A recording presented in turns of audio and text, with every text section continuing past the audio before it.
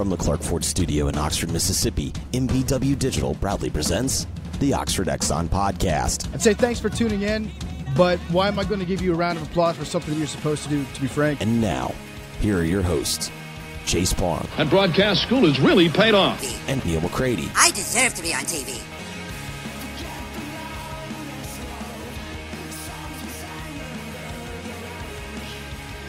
Special edition of the Oxford Exxon Podcast. You've already gotten 5 this week. Those up at rebelgrove.com. Several different podcasts up this morning, including our conversation with Aaron Barrett from Funky's on Thursday night. You can see that all the places that you pick up your podcast. Also, an Oxford Crystal Beer Garden with Taylor Zarzer. He is calling the game this weekend. Neal spoke to him for about a half hour, so that is up as well. As a soft verbal from a couple days ago. So you've got your fill of podcasts. There's a G-Pits up along the way sometime. Also, I think on Wednesday. And today we're going to talk NCAA appeal verdict. We're going to talk with Ole Miss Athletics Director Ross Bjork in this extra podcast. So you're going to get a quick version of a show today. I guess it's technically an Oxford Exxon podcast, even though we just have to kind of put it somewhere. So this is where we are putting it, I guess, right? Yeah, buys us a day off somewhere down the road, probably. Yeah, I would assume. So we're going to talk with Ross here in a little bit, pretty soon. It's pretty much what the podcast is. We're going to have this little bit of opening, and then we will go to him, and that will be the show for today. Again, plenty more to listen to. If you're coming in, you got about 5-6 hours worth of content if you'd like to just use the MPW Digital Network on your trip up from Jackson or the coast, or down from Nashville, or over from Atlanta, or wherever, the Golden Triangle, wherever you're wherever you are coming from. But anyway, all right, so let's put a little intro on this. Again, we're going to go to Ross in about 10 minutes. Ole Miss gets its appeal verdict yesterday. We put the news out. Literally, it came out. Your column went up, so go read that at rebelgrove.com if you hadn't. It's a good little primer for what we're talking about right here. But when you look at it from the scope of what Ole Miss needed as a program, it's a win yesterday. They don't get the bowl ban back, and everybody looks at that top line and still gets kind of obsessed about the game. But if you ask anyone with any sort of stake in the program, you could have given them one thing. They said, get rid of that unofficial visitor restriction. They got rid of the unofficial visitor restriction. It was going to cripple the program. It was going to be almost impossible to monitor. No one was even really sure how to implement it, frankly, at this point, because there wasn't a precedent for it to this extent. Miami got hit with it for like 1 game or 2 games or something, but Ole Miss was getting hit with it in totality. And that was a whole different deal. For 3 years. Right. So starting with the 2020 class. And that's been removed. That's a win for Ole Miss. What I also discovered last night, and is very important as well, because money is the next thing after recruiting visits, Ole Miss has a chance to get 1 year of the lack of bowl revenue back. If they stay out of trouble, but really it's just don't have another NCAA case. It's either for the life of the probation or 5 years. I'm not really sure which one. But if they do that, the money they lost, or half of it, goes into an escrow account, and then they get that. So in 3 or 5 years, Ole Miss most likely is going to get a check for like $10 million that they forfeited because of the lack of bowl eligibility. So that's a big deal, and it's also something it's not going to be the case moving forward. In the Rice report that got put out recently, they took that away. They said, no, the conference has no jurisdiction over that. If you are bowl ineligible, you get no money no matter what at any point. But since the case had already started 3 centuries ago, Ole Miss was grandfathered into the old rule, so they will get 1 year bowl money back in about a decade, or less than a decade, in about 3 or 5 years. So that's another big win. So when you look at this thing, I mean, look, Ole Miss was hit in a ton of different ways, but from an appeal standpoint, yesterday was a good day for the Rebels. It was a massive win. It was a blowout victory. Unless you're hung up on the Birmingham Bowl. Yeah. Look, the Belk Bowl at best. This is a 5-3 football team with 4 games left. It is. Obviously, best case is 9-3. If you believe this football team's going 9-3, but that's what I'm going with. Even if they do, right? That's where I'm going. I was just going to make a comment. If you believe this football team's going 9-3, I praise your optimistic outlook on life. But at 9-3, this team's what? What are we talking about? We're talking Outback. Yeah, ish. At 8-4, which is a very optimistic conclusion for this team. We're talking Music City, Belk, Texas Bowl. At 7-5, we're talking the same group of bowls. And at 6-6, we're talking about either Birmingham or Shreveport. Yeah. And there's no guarantee that this team wins another game. No guarantee. So unless you're hung up on this year's bowls, yesterday was a complete win. And if you are hung up on this year's bowls, I get it. Jordan Ta'amu, A.J. Brown, Greg Little, all of those guys who stuck with your program at a time when it would have been easy and, frankly, understandable and excused to bail. A lot of people disagree with that. I don't. I say this all the time. Look at Shea Patterson. Forget his dad for a minute. Look at Shea Patterson. He's played meaningful November football games. He would not have done that had he stayed at Ole Miss. So unless you are hung up on that, yesterday was a total win. Because, Chase, as you just said, and I wrote in my column, that recruiting restriction was going to cost Ole Miss players. I have a high school daughter who's going through the recruiting process. I can tell you don't make a decision on one visit. You make a decision to go back on one visit. You make a decision to go back again on one visit. If you're restricted to one visit, you're just going to lose kids. It is essentially a scholarship reduction. Yeah, at best, had that thing stayed, they would have been able to go to camp or the visit days or whatever in the spring, and then one more, at best. Yeah. So if a kid goes to Oxford twice, and he goes to Auburn 4 times, and he goes to Fayetteville 3 times, and he goes to Starkville 4 times, and he goes to LSU 4 times. In that LSU Ole Miss game that's both teams with winning records late in the year, he goes, hey, I want to go to the game. Well, go buy a ticket, sit in the stands. Well, that's the other thing. 17-year-old kids, 18-year-old kids, they want to go to the game, and the school says, you can't. Sorry, I can't let you do the unofficial visit thing. And so the kid doesn't really get it, and it costs you. All of a sudden, Ole Miss goes from first to second, and second in recruiting is 480th. Yeah. So it is a monumental win. It's also a time win. Had that thing stuck, man, there was going to be so much time spent managing that is now spent running a football program. I wrote this yesterday because I'm ready to put a bow on this from a journalism standpoint and move forward. On November the 23rd, the morning after the Egg Bowl, no matter how this season goes, 4-0, 0-4, or anything in between, Ole Miss gets to wake up and be a regular football program for the first time in a long time. Decisions have to be made, all that stuff, but those decisions can now be made with no question mark above them. The waters are completely calm for the first time since signing day 2013. Yeah. Before Hugh Freeze hit the enter button on his computer on a tweet. It's funny you say that because it's the one last thing that I kind of want to get across. There is this narrative that some push that Ole Miss is just a victim here. And Ole Miss is a victim here. But you can't play the victim card without acknowledging a couple of things. When people say, why did Ole Miss cooperate? Do I think Ole Miss cooperated too much? I do, but only once Ole Miss learned that this investigation was restarted without them knowing it. When they were doing it surreptitiously, I think Ole Miss should have fought back publicly with, whoa, hold up. But at the beginning, you have to understand the NCAA had Ole Miss on academic fraud. They fixed people's ACTs. It's a big deal. It's a big deal. And they had them. They had them on other stuff. And then when Laramie Tunsil's got into his deal with his stepdad, at every turn in this, Hugh Freeze made a critical error. How many times, Chase, I know we got what, about 2 minutes, 3 minutes? Yeah. How many times has Kirby Smart, since he's been at Georgia, been accused out in the Ethernet, in the internet? How many times has he been accused of cheating, of buying players at Georgia? Probably about every half hour. How many times, to your knowledge, has he come out on social media and said, if you've got something, send it to our compliance people?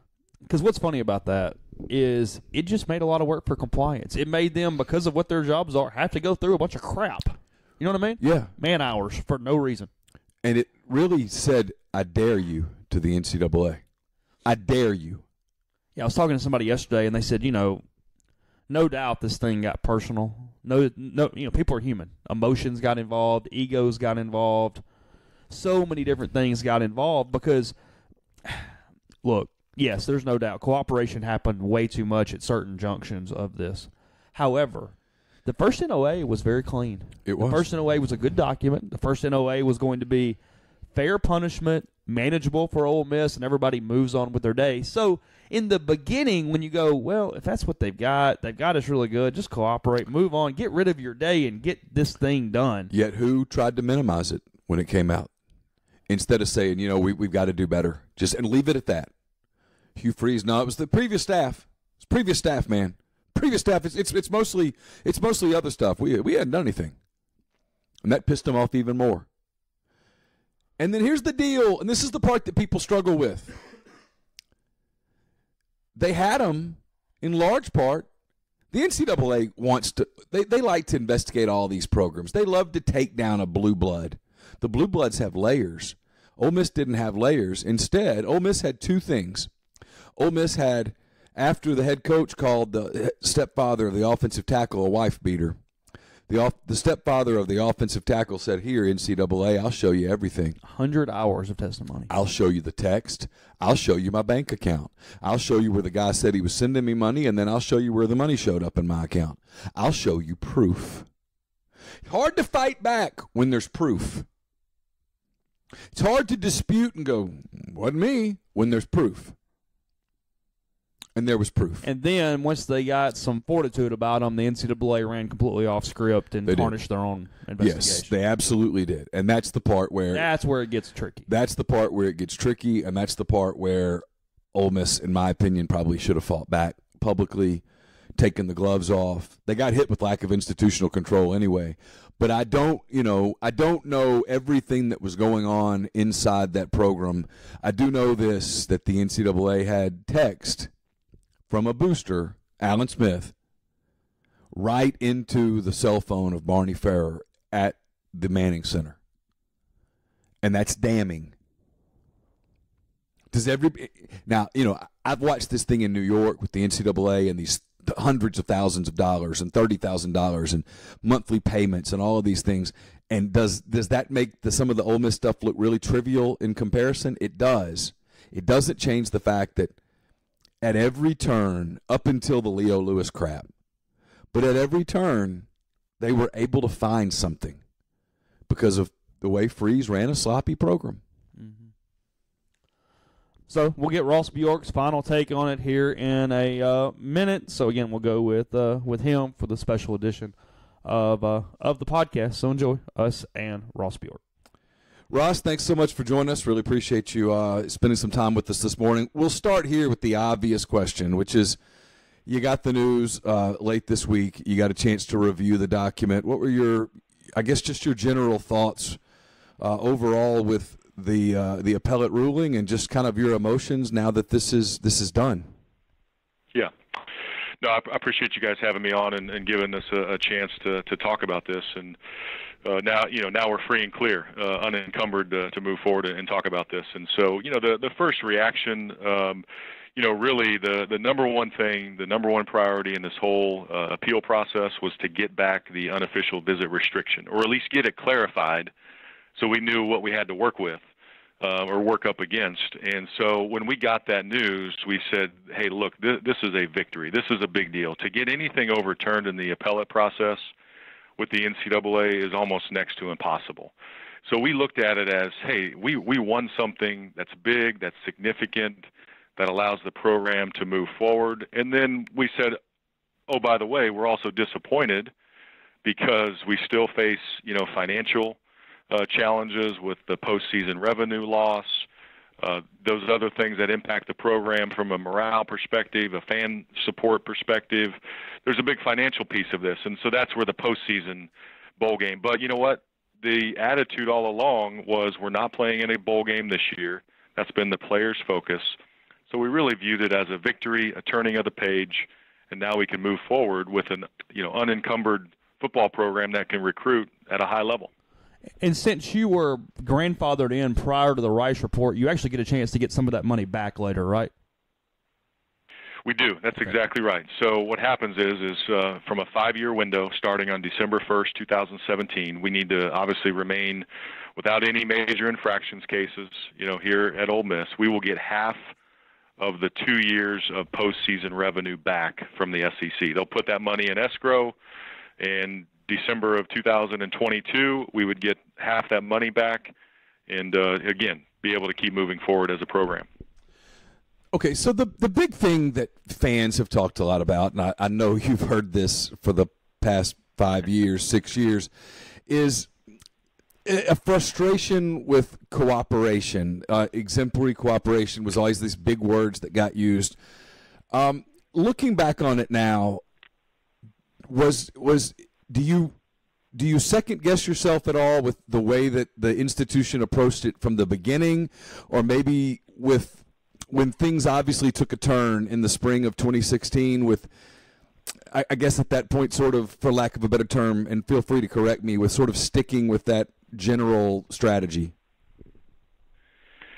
There may not be enough time in our time together this morning to kind of go through all of those theories and sort of the strategy piece of this. But here's what I'll say. Our case was over 3 different times.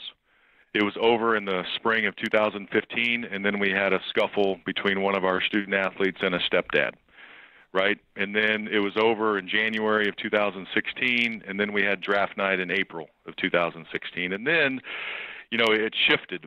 So here's what I'll say about cooperation. When we were at the table, all the way through the draft night issues. When we were at the table, we could throw out, we could challenge, and really debunk a lot of the unfounded theories that the NCAA enforcement staff had against our program. And they were ready to levy at least 20 allegations related to Laramie Tunsil. Guess what? We got that down to 5 because we were at the table. So I believe that the reason why they shifted away from us is because they knew that we had a strong team. They knew that when facts were brought on the table, it would debunk, like I said, a lot of their allegations. And so to me, the reason why they shifted is they were out to find something in our program related to our previous head coach that would stick. And when we were at the table, they couldn't find those things because we found facts, we found credible evidence, we found lack of cooperation, we found things that would disprove negatives, which is what you have to do in this process. And so, the cooperation thing, I really believe it gets overblown because when we were at the table, we had a contained case. It was a manageable case. When we weren't at the table, it shifted to a whole nother level, and that's where we found ourselves, last December, and thus the appeal had to go forward, and now we're ready to shift our focus. I know that, you're obviously an NCAA member here, but, how hard is it to bite the tongue? Because it's clear the NCAA, be it the investigators, the COI, whoever you want to call here, they didn't play by their own playbook past that point. You talk about them going away from the table. Even yesterday, if I'm reading that correctly, they imply that no one knew about the Leo Lewis allegations until the COI meeting. That's comical. If they didn't know, they're the only people that didn't know. So it seems like even as of yesterday, there's a lot of rewriting of their own rule book. No, I really believe the appeal document, the committee really left a lot of things unanswered. I think they punted, to use a football analogy, on several of the aspects of our case that we pushed back on. They didn't address the 30-year booster culture. I'm not sure how you impact kids who weren't even born yet with a 30-year booster culture, new administration, new coaches, new boosters. And so, they didn't address that aspect of it.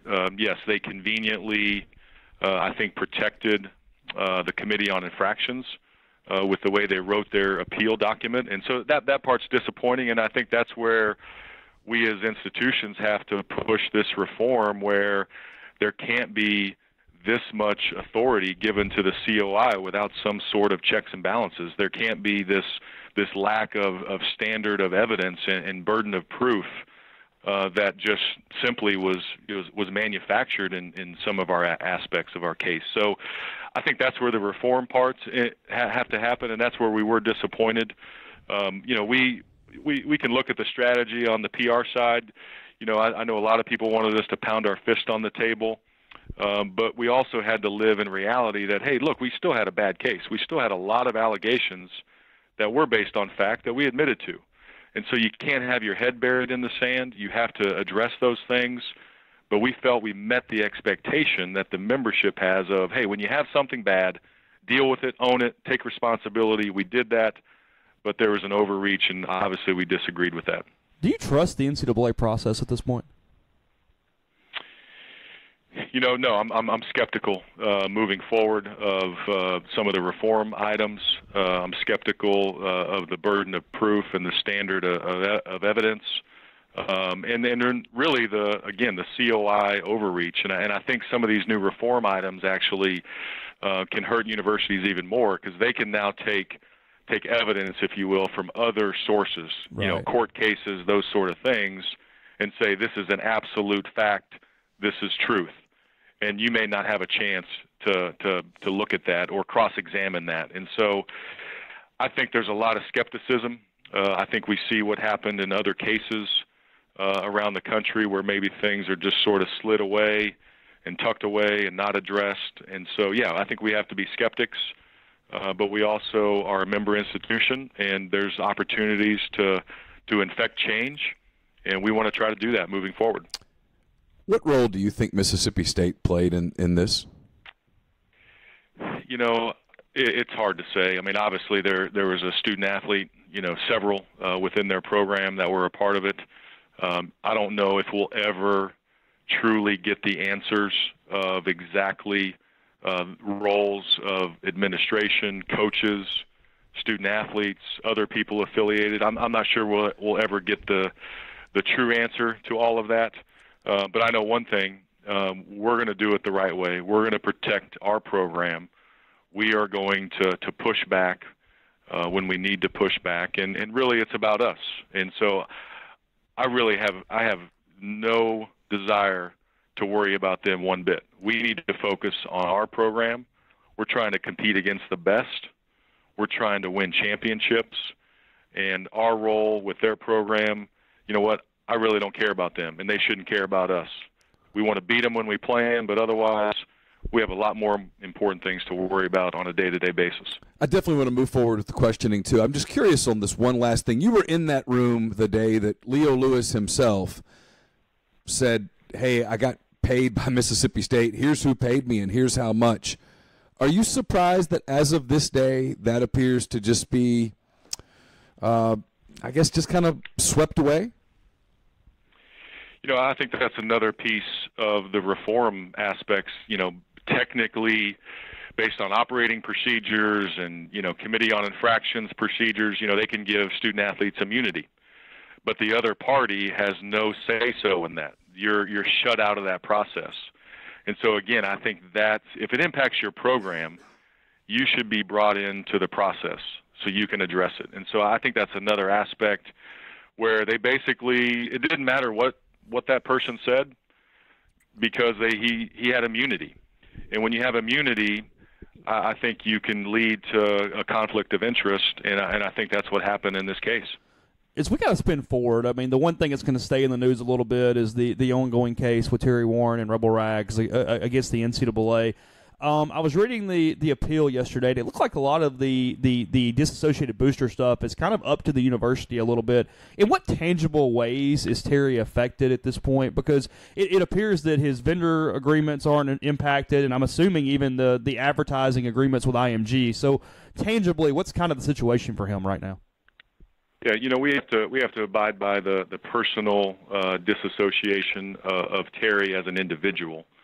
And so what that means is essentially we can't take any financial support from him as a person, buying tickets, donating money, buying suites, attending games, buying single game tickets, whatever avenues, that Terry would like to do that, we can't accept that from him as a person. But we do believe that his commercial rights as a business, are protected Those are third-party agreements through our multimedia licensing partner, IMG College. We believe those are protected. Rebel Rags is open for business. Go buy T-shirts, go buy hats and sweatshirts. You'll see them advertised today at basketball and tomorrow at football, and that's how we're approaching it moving forward. I don't want to spend more than 30 seconds on this. I'm just kind of curious. What, as far as I know, obviously there are donations tied to tickets and everything, but what is the rule, or how would you even go about policing a disassociated booster from going to a game if they scalped a ticket or somebody handed them one, or like what's sort of the legalities around that?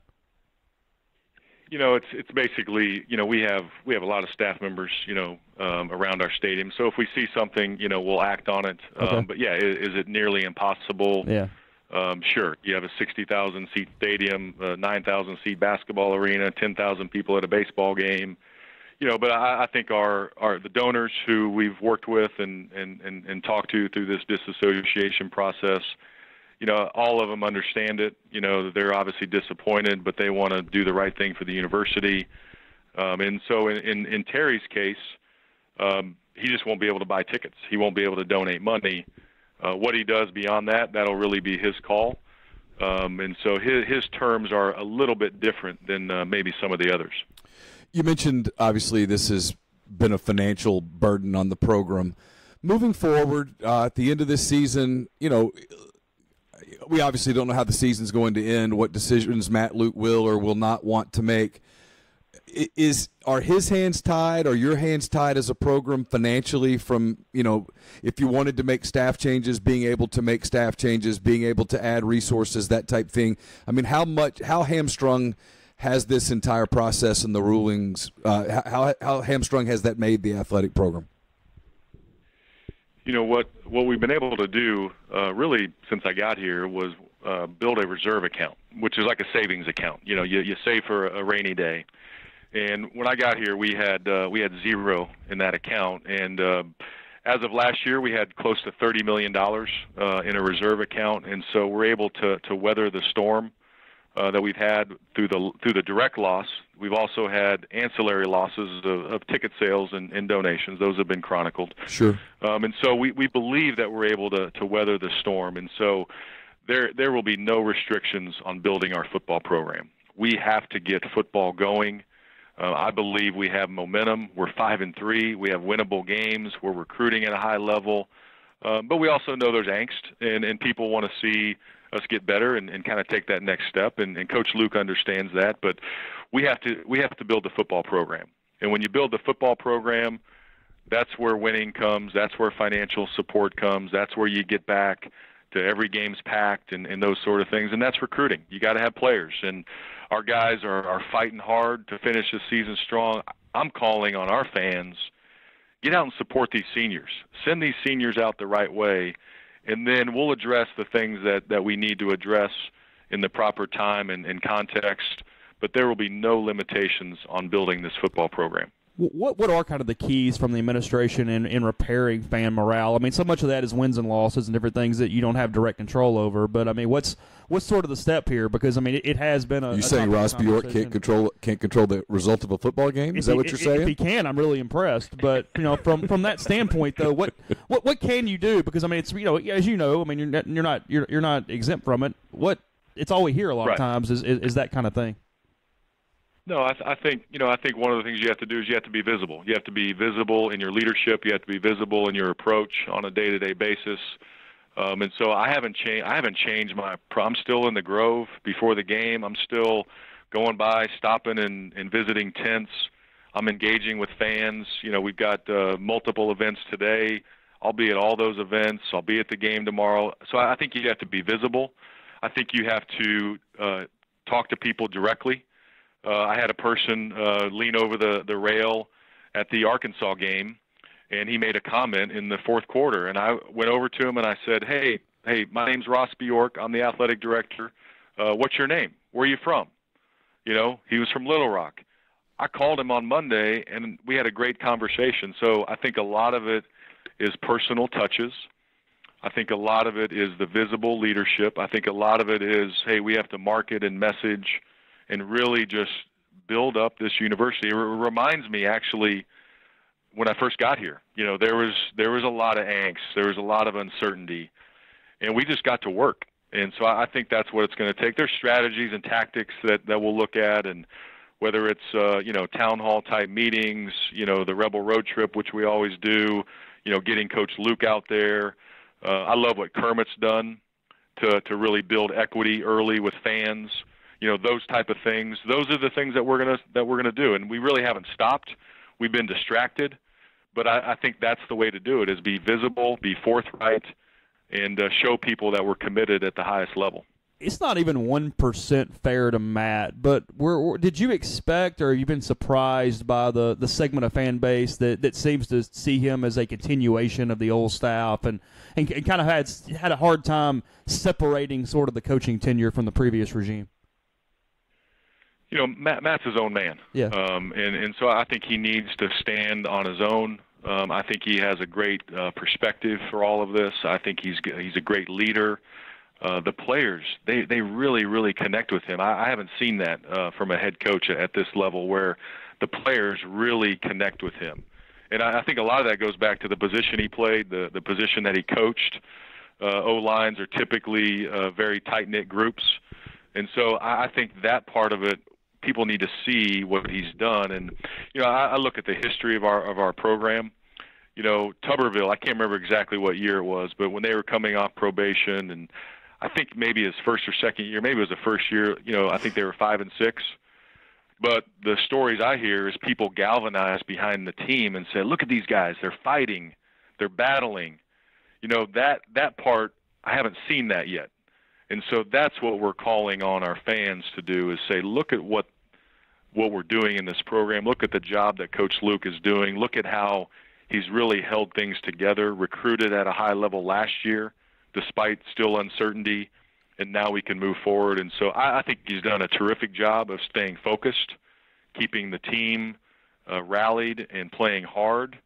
Do we have things we need to fix? Absolutely. Do we need to build the roster back up? Absolutely. Now we can do that with a clean slate. Along those lines, you've been here a long time, and just about the entire time you've been dealing with this. I mean, for you, I guess starting today, really, I mean, waking up not having – I know you're talking about it today and stuff, so today's not the best example, but at some point in the next few weeks, you get on with the business of moving forward completely without having this under you. How much – if you had to guess, I mean, I always get a kick out of people saying, well, everybody has to work harder and all that stuff, but time is finite. There's 24 hours in a day. There's 7 days in a week. How much time a week, if you had to guesstimate, and I know one week is different from the other, but how much time a week on average would you say you and your staff spent dealing with this NCAA process? That's a great question. I would say for me personally, probably 25 to 30 hours a week, the last, 6 years.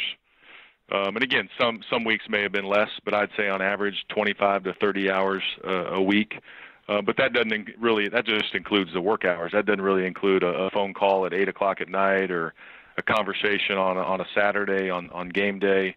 But during the work week, probably 25 to 30 hours, and then you multiply that to compliance staff, communication staff, Michael Thompson.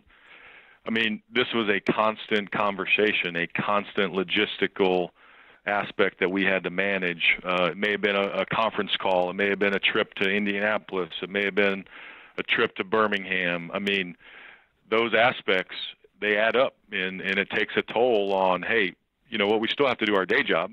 We still want to win. We still want to build buildings, and we got a lot accomplished despite, working on this thing for the last 6 years. So I haven't really had a chance to truly reflect on all of that yet, just because, my job is to deal with it. My job is to hit these things head on. I can't really worry about myself. I've got to make sure that I'm taking care and serving the rest of the program. And so there'll be reflection time, but we got to get back to work, like you said, Neal, and maybe with those 25 or 30 hours, I can do more podcasts with you guys. Yeah, that's a great idea. I think that's a strong 25-hour-a-week podcast. That'd be awesome. How rejuvenating is it, though? I mean, I know you haven't had a chance to feel that yet, but you're going to get those hours back now to do the job that when you left Western Kentucky you thought you were going to be doing. Is that in some ways does it almost feel like you're about to start a new gig? I really think it is. Obviously with 2 new coaches in basketball, with still Matt Luke, relatively new in his tenure. I think it does. I think it feels like we have a new window here. We have a new lease on the program where we can say, look, let's turn on all the great things that this place has to offer, really promote this university. So I do. I believe it feels like we have this great new opportunity to really reset a lot of things, get back to our capital campaign. We want to build a great endowment here. Our endowment is way behind. There's still facility projects that we want to tackle. And so now we can get back to doing those things with a much better foundation. We are a modernized athletic program now. We've done that in the last 6.5 years. And so the foundation is much better than it's ever been. Just kind of curious here. Just throwing it out there. Between the Leo Lewis thing and, the harassment of Dante Moncrief's brother 5 years ago, Stephen Godfrey with words and words and words on all this, why do you think it doesn't resonate throughout the country, the media, the everything, where so many smaller things blow up and become viral, and it seems like so many people just sort of turn their head and ignore a lot of things that are pretty unsavory from the NCAA? I think what's the best way to articulate this? I think the whole NCAA conversation, I think, wears on people, whether it's lawsuits, whether it's paying, student athletes, cost of attendance, all the angst that's happened. Really, I'd say really starting back in like 2009, 2010, with all, Shabazz Napier and things like that bubbled up. And, I think the industry, college athletics, I think in many times we look tone deaf. And so I think people were just sort of tired of all of that. And they were like, you know what? Okay, so what? This happens everywhere. We know this stuff goes on, and they're sort of tired of it. And I think we've done a bad job as administrators, leaders in college athletics, of telling our stories, getting stories out there about why we're really here, and that's student athletes, that's higher education. So I think those stories just got lost. And I think there's not a lot of public confidence in the NCAA. There's not a lot of public confidence in the whole structure of college athletics. And I think that's why people, for the most part, ignore those type of stories. I mean, that was wrong, how those young men were approached and their families were approached. Again, while we were at the table, we got those things knocked off. And so otherwise they were ready to allege something that just wasn't there. And so that's unfair. That shouldn't happen. And those are the type of things that have to be changed moving forward. In your statement yesterday, you mentioned leading kind of the charge for more reform and different things in a positive way. What can you actually do there? I mean, what's sort of the method for being that voice?